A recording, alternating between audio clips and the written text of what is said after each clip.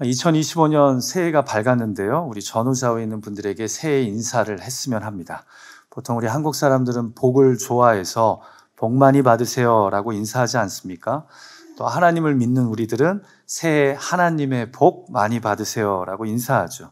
오늘은 좀 다르게 인사했으면 하는데요. 여러분, 우리 믿는 사람들에게 인생 최고의 복은 무엇입니까? 저는 예수 그리스도라고 믿습니다. 결국 기독교는 예수 그리스도가 가져온 구원의 기쁜 소식을 믿고 전하고 살아가는 사람들이잖아요.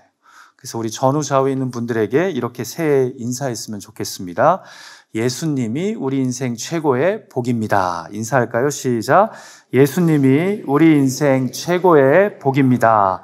한 번 더 인사할 때 새해 예수님으로 충만하십시오. 시작. 새해 예수님으로 충만하십시오.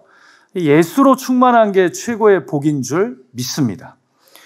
이 새해를 시작하면서요, 하나님이 우리 교회에 주신 2025년 표가 있습니다. 우리 한번 읽었으면 좋겠는데요. 같이 읽을까요? 시작. 너와 나, 우리 믿음의 이야기. 그래도 우리가 이민교회인데 영어로도 한번 읽었으면 좋겠습니다. 시작. Your faith, my faith, our story. 여러분, 2023년부터 저희 교회는요, 이 Faith Forward를 하나님이 우리에게 주신 귀한 사명으로 품고 있습니다. Faith Forward가 무엇입니까? 하나님과 그분의 말씀을 믿는 믿음으로 살아가는 삶을 의미합니다. 그래서 Faith Forward는 멈춰 있지 않는, 앞으로 움직이는 믿음, 행동하는 믿음, 자라나는 믿음을 뜻합니다. 더불어 Faith Forward는요, 하나님 신앙과 예수 그리스도의 복음을 다음 세대에게 잘 전달하는 것을 의미하기도 합니다. 믿음이 나의 세대에서 멈추는 것이 아니라 다음 세대에게 잘 전수되어야 한다는 거죠. 저는 히브리서 11장 1절과 2절 말씀처럼 믿음은 실로 바라는 것들의 실상이요 보이지 않는 것들의 증거임을 믿습니다. 그리고 우리가 그렇게 믿음의 삶을 움직이는 Faith Forward의 순종의 삶을 살아가려고 부단히 노력하면 우리의 다음 세대 후손들도 우리를 믿음의 이정표 삼아 이 신앙의 길을 잘 걸어가게 될 줄 믿습니다. 그래서 올해도 Faith Forward는 변함이 없습니다. 이 비전이 우리 몸에 각인되고 체화될 때까지 하는 겁니다. 어떻게든 우리 삶 속에서 멈추지 않는 믿음의 이야기를 좀 써내려 가자고, 세상에 울리는 믿음의 이야기를 퍼뜨리자고, 이렇게 Faith Forward 하는 삶이 제발 너와 나, 우리의 삶 속에서 경험되어서 이 토렌스제일 장로교회가 믿음의 이야기를 계속해서 써내려가는 공동체가 되자는 겁니다. 남의 믿음 이야기 들으면서 대단하네 하거나 아니면 오래전에 내가 경험했던 빛바랜 믿음의 앨범을 꺼내 들고 내가 이런 때도 있었지 하며 과거의 간증을 회상하는 것이 아니라 지금, 올해 너와 나, 우리 안에 믿음의 이야기를 만들어 가자라는 겁니다. 여러분, 저는 우리가요, 우려먹는 신앙과 우러나는 신앙 사이에 서 있다고 생각합니다. 여러분, 우려먹는 신앙은 어떤 신앙입니까? 수년 전, 수십 년 전의 신앙 간증을 내 믿음으로 포장해서 살아가는 것이 바로 우려먹는 신앙입니다. 요즘에는 Faith Forward 하는 믿음의 이야기가 삶의 간증이 전무한 거죠. 그러다 보니까 옛날 이야기하면서 왕년에 내가 이렇게 믿었지 이야기하는 것이 바로 우려먹는 신앙입니다. 그럼 반대로 우러나는 신앙은 무엇입니까? 아다르고 어다르지만 차이가 큽니다. 우러나는 신앙은 내 안에 충만한 예수님으로 인해 역사하시는 하나님의 말씀으로 인해 Faith Forward의 삶이 우러나오는 겁니다. 마치 차 잎이 뜨거운 물 속에 들어가면 그 잎의 향기와 빛깔, 마치 맛이 우러나는 것처럼 하나님과 그분의 말씀이 우리 안에 떨어짐으로써 삶 속에서 아름다운 믿음의 이야기가 쓰여지는 것이 바로 우러나는 신앙입니다. 그래서 여러분, 우려먹는 신앙과 달리 지금도 계속해서 우러나는 신앙은요, 옛날 이야기만 하지 않습니다. 오늘 내 삶에 잠겨 계신 예수님으로 인해, 그분의 말씀으로 인해 우러나는 믿음의 이야기가 있는 겁니다. 우리 한번 옆에 있는 분에게 째려보지 마시고 새해부터 미소 지면서 이렇게 한번 질문했으면 좋겠어요. 요즘 당신 신앙은 우려먹는 신앙입니까? 우러나는 신앙입니까? 한번 물어보죠. 시작. 요즘 당신의 신앙은 우려먹는 신앙입니까? 아니면 우러나는 신앙입니까? 결국 faith forward하는 삶은 우러나는 신앙의 삶을 살아가는 거예요. 그래서 저는 2025년 새해를 열면서요, 이제는 남의 믿음 이야기, 오래전에 경험했던 믿음 이야기가 아닌 너와 나, 우리의 믿음의 이야기를 올해도 써내려가기를 소망하며 여러분들과 함께 사복음서에 등장하는 믿음의 이야기들을 시리즈로 묵상했으면 합니다. 그리고 이렇게 말씀을 묵상하는 가운데 예수님 믿는 믿음이 우리 삶 속에서 우러나서 구체적으로 faith forward하는 은혜와 도전이 넘쳐나기를 간절히 소망합니다. 자, 그래서 우리가 오늘 처음 살펴볼 믿음의 이야기가 바로 마가복음 2장의 중풍병자가 죄사함과 육신의 나음을 입은 말씀인데요. 오늘 특별히 중풍병자를 도운 이 네 사람의 믿음 이야기를 통해 우리로 삶 속에서 faith forward하는 믿음의 이야기를 아름답게 써내려가라 명하시는 주님의 음성을 들었으면 합니다. 자, 2025년 우리가 너와 나, 우리 믿음의 이야기를 써내려가는 공동체가 되려면 어떻게 해야 합니까? 네 사람을 통해 우리는 무엇을 도전받게 됩니까? 자, 첫 번째로 우리가 오늘 본문에서 붙잡았으면 하는 도전은요, 바로 믿음의 이야기는 안타까워만 하는 것이 아니라 행동하는 것이라는 점입니다. 여러분, 그렇습니다. 우리 삶의 믿음 이야기는요, 간증은요, 결단코 안타까워만 하는 사람을 통해서는 일어나지 않습니다. 믿음으로 그 무언가 행동하고 순종하는 사람을 통해 믿음의 이야기는 쓰여진다라는 거죠. 자, 오늘 본문은요, 예수님이 당신의 가버나움 집에 계시다는 소문을 듣고 수많은 사람들이 모여드는 것으로 시작됩니다. 성경은 너무 많은 사람들이 예수님의 집에 모여서요, 문 앞까지도 들어설 자리가 없을 정도였다고 말씀합니다.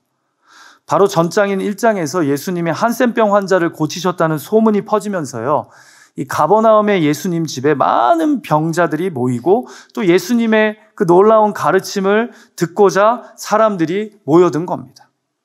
자, 그런데 이곳에 누가 나타납니까? 중풍병자를 메고 온 네 사람이 등장합니다. 이 중풍병자와 네 사람의 관계가 어떤 것인지 성경은 구체적으로 알려주지는 않아요. 하지만 당시 문화로 볼 때 가까운 친척이었거나 아니면 친한 친구였을 겁니다. 자, 그런데 아까 말씀드린 것처럼 문 앞까지도 들어설 자리가 없는 상황이지 않습니까?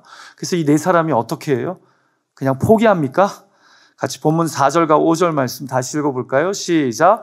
무리들 때문에 예수께 데려갈 수 없으므로 그 계신 곳에 지붕을 뜯어 구멍을 내고 중풍병자가 누운 상을 달아 내리니 예수께서 그들의 믿음을 보시고, 자, 그리고는 이들의 삶에 잊혀지지 않을 faith forward, 믿음의 이야기가 경험됩니다. 여러분, 당시 그 예수님 시대 가옥은요, 주로 평지붕이었고 그 지붕 위로 올라가는 계단이 있었다고 합니다. 지붕은 흙과 집, 나무 등을 이겨서 만들었기 때문에 이 중풍병자를 달아내린 사람들이 지붕을 해체하기가 그리 어렵지는 않았을 겁니다. 그럼에도 일반적으로 남의 집 지붕을 이렇게 훼손하고 오늘 본문과 같은 일을 벌이기에는 쉽지 않은 일이죠. 그러니까 어느 누구도 쉽게 생각할 수 없는 일을 중풍병자의 네 사람이 행했다라는 겁니다. 아주 과감하게 지붕을 뜯어버립니다. 여러분, 도대체 이들이 이런 행동을 한 이유가 무엇 때문이었을까요? 바로 가족이거나 친구로 추정되는 이 중풍병자를 예수님께 보이면 나을 것이라는 믿음 때문에 이들이 지붕을 뜯어버리는 무모한 일을 도모한 겁니다. 그리고는 구멍을 내고 중풍병자가 누운 상을 달아 예수님 앞에 내립니다. 이 놀라운 장면, 아니 간절한 장면 앞에서 예수님은 아까 읽은 5절에서 이렇게 말씀합니다. 예수께서 그들의 믿음을 보시고. 사랑하는 예배자 여러분, 믿음을 볼 수 있습니까? 우리는 흔히 믿음은요, 보이는 것이 아니라 마음속 다짐이나 결심이요, 아니면 입술의 고백이라고 생각할 때가 많습니다. 그런데 여러분, 사실 제대로 된 믿음은요, 원래 보여야 되는 겁니다.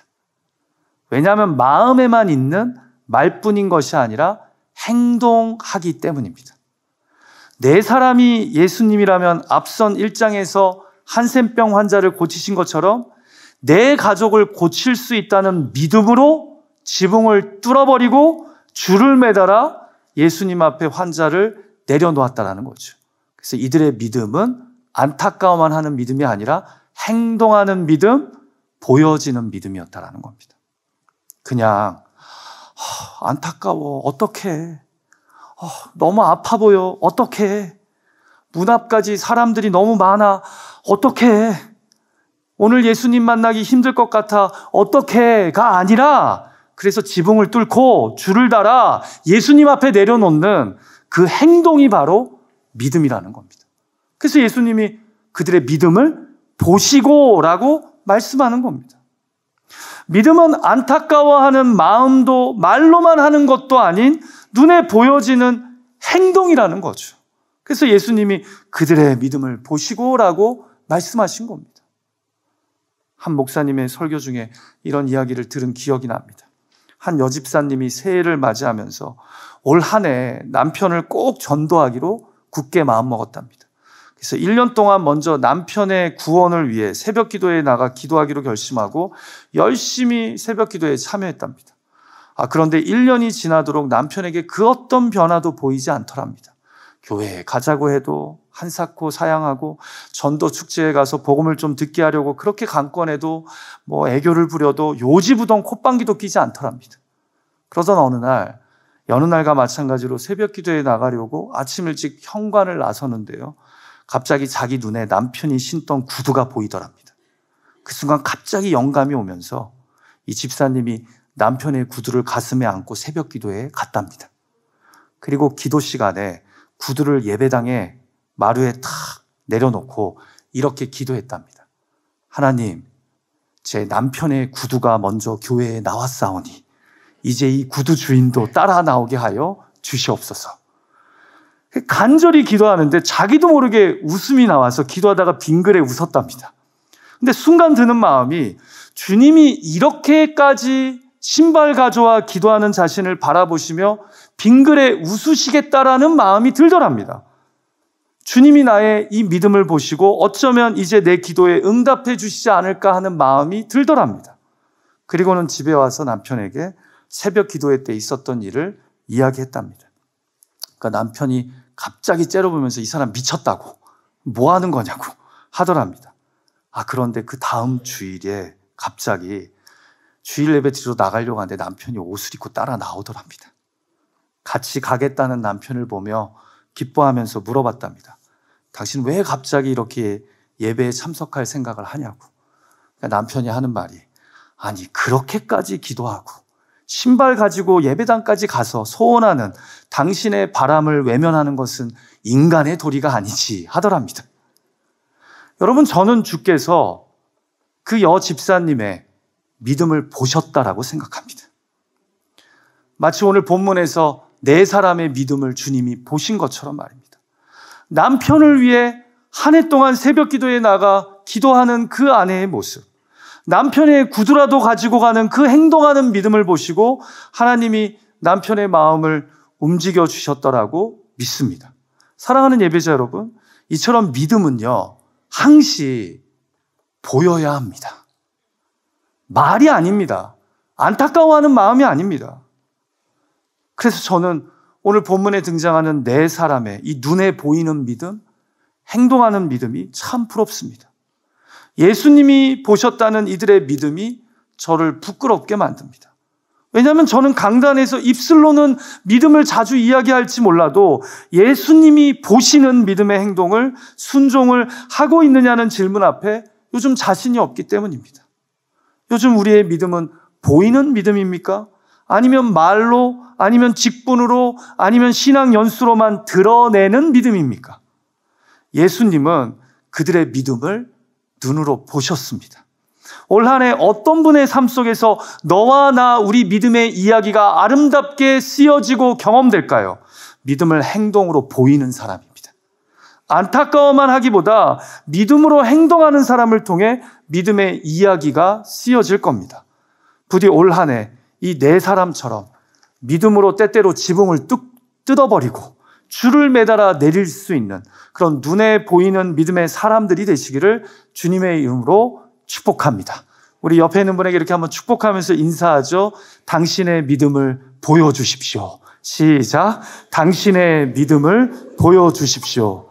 듣기는 많이 들었는데 이제 그만 좀 보여달라는 거예요. 자, 두 번째로 네 사람의 모습을 통해 발견하게 되는 믿음이란 무엇입니까? 믿음의 이야기는 나뿐만이 아닌 이웃을 위한 것이기도 해야 한다는 점이죠. 여러분, 우리가 오늘 본문에서 발견하게 되는 몇 가지 충격이 있어요. 근데 그 중에 하나가요, 예수님이 그들의 믿음을 보시고 중풍병자의 죄를 사해 주시고 후에는 그의 병까지 고쳐주셨다는 점입니다. 자, 아까 읽었지만 예수님께서 그의 믿음을 보시고라고 말씀하지 않고 그들의 믿음을 보시고 죄사함과 치유의 역사를 중풍병자에게 허락하시지 않습니까? 자, 그럼 여기서 그들이란 누구일까요? 자, 먼저 중풍병자를 예수께 데려온 네 사람을 언급하는 것일 수 있습니다. 아니면 중풍병자까지도 포함된 의미의 그들의 믿음일 수 있습니다.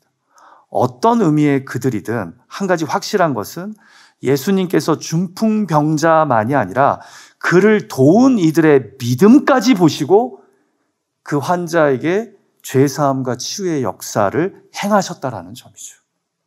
사랑하는 예비자 여러분, 저는 올 한 해 저와 여러분의 삶에 아름다운 믿음의 이야기가, 신앙의 간증이 쓰여지기를 주님의 이름으로 축복합니다. 그런데 그 간증이요, 다 나와 관련된 내 가족, 내 사업, 내 일과 관련된 믿음의 간증만이 아닌 다른 사람들을 위해서도 발휘된 믿음의 간증이 되기를 간절히 소망합니다. 여기는 또 별로 아멘이 안 나오네요. 여러분, 왜 우리 삶에 믿음의 간증이 별로 없는지 아십니까? 믿지 않아서도 있지만 우리가 믿음을 항상 나와 내 가족, 내 사업과 관련해서만 발휘하려고 하기 때문입니다. 그런데 네 사람은 중풍병자를 살리기 위해 자신들의 믿음을 발휘합니다. 그것이 주님께 기쁨이 되고 감동이 되신 거예요. 그래서 어떻게 해서라도 이 중풍병자를 예수님 앞에 데려다 놓기 위해 할 수 있는 노력을 다 합니다. 나를 위한 믿음, 금식, 기도가 아니라 남을 위한 믿음, 남을 위한 금식과 기도였다라는 거죠. 그런데 주님이 그들의 믿음을 보시고 중풍병자를 고쳐주십니다. 그의 죄를 사해 주십니다. 사랑하는 예배자 여러분, 나의 믿음과 기도로 내 배우자가 주님을 다시 만날 수 있고 내 믿음으로 병에 걸린 교회의 지체가 나음을 입을 수 있고 내 믿음과 기도로 잃어버려진 영혼들이 다시 주님께로 돌아올 수 있음을 믿으십니까? 그러면 올 한 해 여러분들 안에 너와 나 우리의 아름다운 믿음의 이야기들이 쓰여지게 될 겁니다. 내가 기도하고 있는 그 사람이 심지어 불신자여도 주님이 나의 기도를, 믿음을 잊지 않으시고 그 영혼 가운데 역사하셔서 놀라운 구원의 은총을 베푸실 수 있음을 저는 오늘 본문을 통해 확신하게 됩니다. 그들의 믿음을 보시고 예수님이 중풍병자를 구원하시고 치료하십니다. 그래서 우리는 포기하지 않고 하늘의 하나님께 우리의 믿음을 통해 이웃을 위해 기도하고 행동해야 할 줄 믿습니다. 북미권에 현존하는 기독교 영성 작가 중에요, 마크 부캐년이라고 하는 목사님이 계세요. 책 읽기를 좋아하는 분들에게 꼭 추천하고 싶은 그런 통찰력 있는 영성 작가인데요. 이분이 오래전에 오늘 본문 말씀을 묵상한 내용을 크리스천니티 투데이 잡지에 기고한 적이 있어요. 그때 그 글을 읽고 되게 도전을 받았습니다. 마크 부캐년 목사님은요, 현대 교회가 말로만 우리의 이웃들과 지역사회를 돌보려고 하지 본심으로는 자기들의 공동체만을 생각하는 아주 낮은 믿음의 단계에 있다고 도전합니다. 한마디로 믿음을 자신을 위해서만 발휘하려고 하지, 내가 소속된 공동체만을 위해서 기도하지 남을 위해서는 발휘하지도 행동하지도 않는다라는 거죠. 그러면서 자신이 만든 신종 단어를 하나 소개합니다. 일명 지붕 신드롬입니다. 루프타일 신드롬이라고 그분이 이야기해요.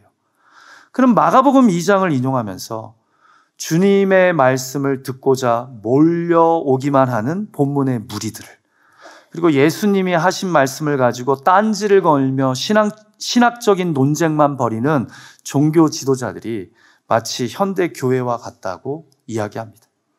한마디로 지붕 신드롬은 우리가 예수님의 말씀을 듣고 공부하는 데만 몰두하여 교회 밖 사람들이 무엇이 필요한지에 대해서는 무관심한 채 등을 돌리는 것을 의미합니다. 우리가 교회 밖 사람들을 예수님께 인도하는 통로가 아니라 오히려 가로막는 장애가 된다는 거죠. 심지어 같은 교회 안에서 신앙생활에도 오직 내 가정, 내 직장, 나와 관련된 일에 대해서만 기도하지 내 옆에 함께 예배하는 자의 눈물을 위해 기도하거나 믿음을 발휘하지도 않잖아요. 그러면서 그가 칼럼에서 이렇게 이야기합니다. 지붕 신드롬은 부서진 삶을 회복하기보다 자신들의 현상 유지에만 급급할 때 나타난다. 부서진 것을 기쁨으로 수리하기보다는 부서졌다는 사실 때문에 분노하는 것도 지붕 신드롬이다. 이 순간에 이웃은 없고 오직 나와 우리 교회만 있는 것이다. 내 교회의 프로그램, 내 직분, 내 명성, 내 특권, 내 영향력, 내 안락함을 다른 사람들의 필요보다 더 중요하게 여기는 것도 지붕 신드롬이다. 교회가 자신만을 위해 존재할 때 교회 밖에 있는 사람들은 지옥을 향해 나아갈 수밖에 없는 것이다. 사랑하는 예배자 여러분, 진정한 믿음이란 무엇이라고 생각되십니까?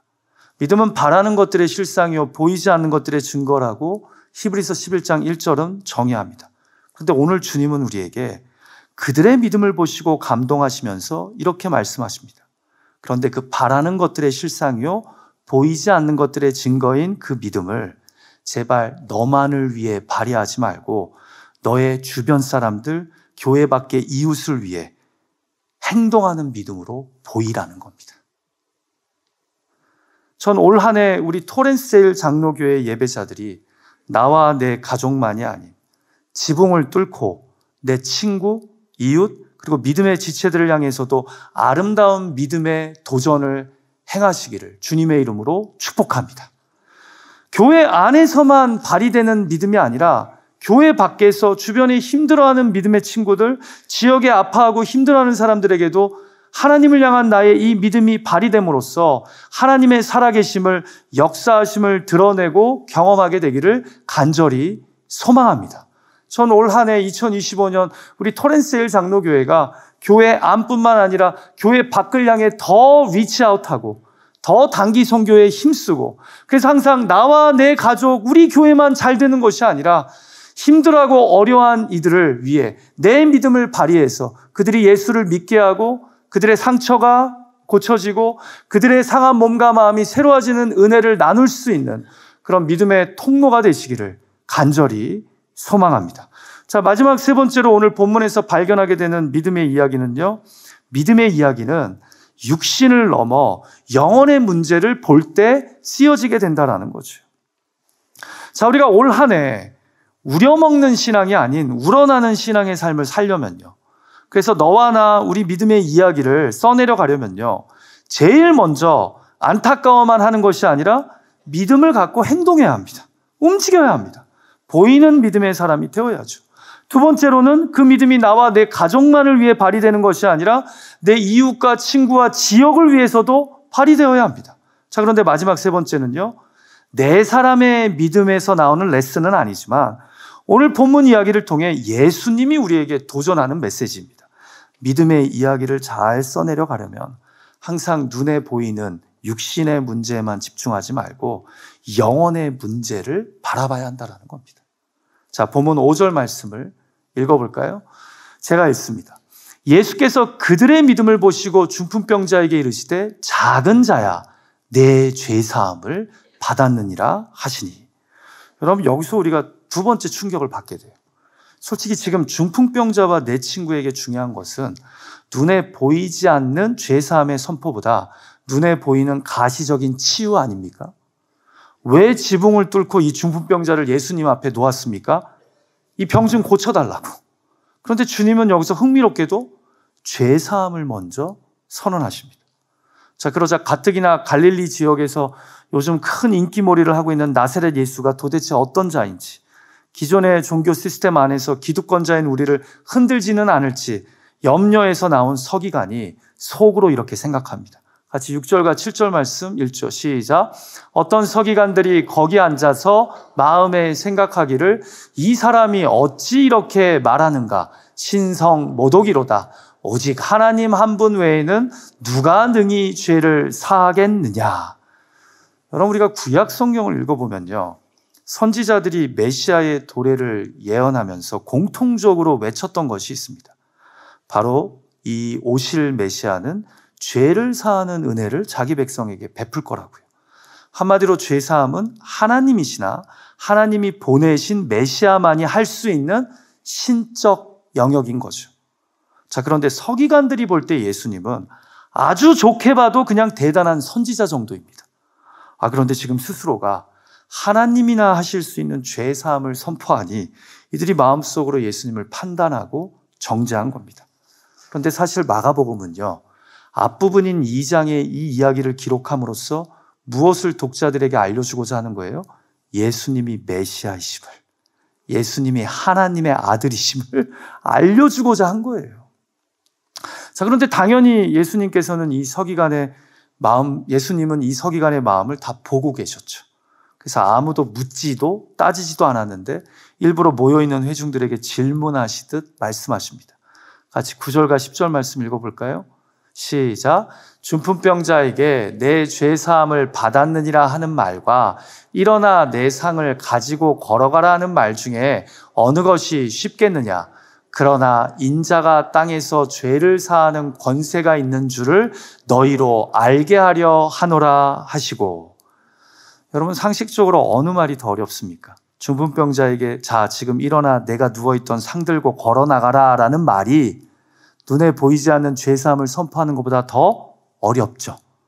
그러나 예수님이 실로 우리와 하나님 사이에 관계의 문제를 해결하기 위해 오신 메시아라는 것을 알리시기 위해 예수님은 죄사함을 먼저 선포하신 겁니다. 자, 그러니까 오늘 본문의 말씀이 우리에게 주는 도전은요, 1차적으로 예수가 메시아다, 하나님의 아들 그리스도라는 거예요. 그런데 여기서 좀 더 나아갈 필요가 있어요. 그것은 바로 예수님은 눈에 보이는 중풍병자의 육신의 문제만 보지 않으시고 그 안에 있는 영혼의 문제, 죄의 문제를 보셨다라는 거예요. 이것을 먼저 해결하고자 하셨다라는 거죠. 자, 잘 들어보세요, 여러분. 중풍병이 지금 여기서 나아도 이 사람이 다시 병에 걸릴 수 있습니까? 없습니까? 또 병에 걸릴 수 있죠? 자, 연약한 육신의 몸을 입고 있는 한 또 병에 걸릴 수 있어요. 이 중풍병에서 나음을 입어도요, 이 사람은 이 땅에서 언젠가 죽음을 경험하게 됩니까? 경험하지 않게 됩니까? 언젠가 다 죽게 되어 있어요. 때가 되면 죽습니다. 결국 육신의 질병 문제보다 사실 더 중요한 것은요, 여러분, 영혼의 구원입니다. 죄의 문제입니다. 자, 그렇다고 해서 예수님이 이 중풍병자의 육신의 질병을 가볍게 여긴 것은 아니에요. 왜요? 오늘 이야기의 마무리 부분에서 그가 정말 자신이 누워있던 상을 들고 걸어 나가거든요. 그러니까 예수님은 그의 영혼의 문제와 육신의 문제를 다 해결해 주십니다. 그런데 더 근원적인 문제는 바로 영혼의 문제라는 거예요. 그리고 예수님이 메시아로서 그 문제를 해결하기 위해, 우리를 구원하기 위해 이 땅에 오셨다는 것을 보여주는 거예요. 여러분, 우리가 이 땅을 살아가면서요, 페이스포드하는 믿음의 이야기를 써내려 가려면요, 사람들을 볼 때 겉모습으로만 보지 말고 그 사람의 영혼을 바라봐야 합니다. 육신의 문제만 보면요, 먹을 것 갖다 주면 됩니다. 좋은 병원에 데리고 가서 수술받게 하면 됩니다. 그러나 영혼의 문제를 보기 시작하면요, 그 사람의 내면의 슬픔과 고통, 절망과 불안, 그리고 육신의 연약함과 죄악을 보게 됩니다. 그러면 궁극적인 해결책이 질병에서 낫는 것만이 아닌 영혼의 구원이요, 영혼의 소생임을 깨닫게 됩니다. 자, 보세요. 중풍병이 나아도 이 사람의 삶은 계속해서 불행하고 힘들 수 있어요. 그러나 예수 그리스도를 통해 죄사함을 받아 하나님과의 관계가 회복되면요, 하나님 자녀의 권세로 살아가면요, 그는 건강하거나 건강하지 않거나 돈이 많거나 가난하거나 예수 안에서 살아가는 법을 배우게 됩니다. 영혼의 구원받음으로 이 땅에서 주님 부르실 때까지 하나님 자녀의 권세로 살아가는 법을 맛보게 됩니다.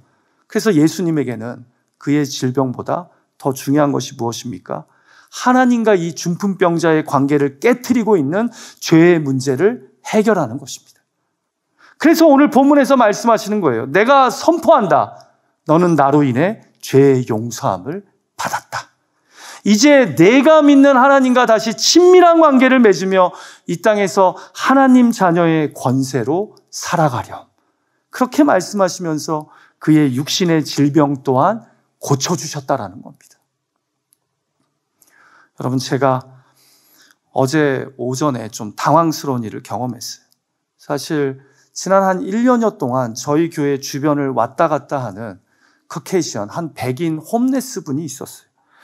이분이 나이가 아주 많지도 않으시고 다리는 쩔뚝거리긴 하지만 교회 주변에서 자주 보이더라고요. 그래서 종종 그냥 창문 내리고 인사도 했었어요. 그런데 이분이 몇 개월 전부터 저희 교회 후문에 자리를 펴시고 거기에서 잠을 주무시는 거예요. 제가 찾아가서 먹을 것도 갖다 주고, 솔직히 제 마음으로는 목구멍까지 이제 우기철 시작되고 겨울이 오니까 우리 교회에 와서 좀 지내라고 얘기하고 싶었는데 제가 말하지 못했어요. 아시는 분들은 아시겠지만 2년 전에 저희 교회에 홈레스 한 분이, 정신적으로 불안한 분이 오셔서 예배당 안에 불을 지른 적이 있었거든요. 제가 한 번은 그랬어요. 너 아침마다 샤워하려면 9시 이후에 우리 교회에 샤워할 수 있는 데 있다. 와서 샤워하라고 얘기하니까 그날따라 좀 멀끔해 보이긴 했는데 저한테 그러는 거예요. 아, 내 친구가 이 근처에 사는데 나 가서 거기서 매일마다 샤워한다고, 걱정하지 말라고. 그래서 내가 알겠다고. 홈레스 분하고 이렇게 종종 인사하고 했는데, 먹을 거 갖다 주고 했는데, 한 달 전부터인가요? 이분이 자꾸 고함을 지르세요, 혼자. 제가 토요일이나 평일에 설교 준비할 때 크랜셔 길가 쪽에서 소리를 누가 지르는 게 들려서 나가보면 그분이 아무도 없는데 누군가를 향해서 마치 누가 있는 것처럼 막 고함을 지르고 괴성을 지르는 거예요. 그래서 제가 속으로 기도하면서 영적으로 지금 저 사람이 되게 불안한가 보다, 힘든가 보다. 근데 어제 오전에 갑자기 경찰차하고 앰뷸런스가 왔어요. 나중에 얘기를 전해 듣고 제가 후문 쪽에 와 있다 그래서 가보니까 아무도 없어요. 이미 모든 상황이 수습이 되고 관계자의 차 한 대가 나가는데 제가 세워서 여기 있던 홈레스 분 혹시 어떻게 됐는지 아시냐고 물어보니까 이분이 컨피덴셜한 거라서 알려줄 수 없다고, 무슨 일이 있었는지. 그리고 사무실에 돌아왔는데 마음이 먹먹한 거예요. 왜냐하면 제가 그분한테 먹을 거는 준 적이 있어도 예수님에 대해서 이야기를 아직 못했거든요. 제가 그분이 정신적으로 힘들어서 아무도 없는 길가에서 혼자 고함 지르고 괴성 부를 때 마음으로 안타까워하고 그 사람을 위해 잠깐 기도했을지언정 그 사람 불러다 놓고 내가 예수님이 당신의 삶의 소망이라고, 예수님 붙잡고 힘내시라는 말을 제대로 한 번도 못 해줬거든요. 모르겠어요. 관계자가 얘기해 줄 수 없다고 하니까 기도하기는 이번 주간에 이 근처에서 또 뵀으면 하는 마음이 간절해요. 근데 여러분, 제가 그 상황을 접하면서 마음에 드는 생각이 이거예요. 육신의 문제 해결도 중요하죠. 예수님도 그 문제를 중요하게 여기셨어요. 근데 정말 중요한 건 영혼의 문제입니다. 우리가 이 땅에서 평생 살 게 아니잖아요.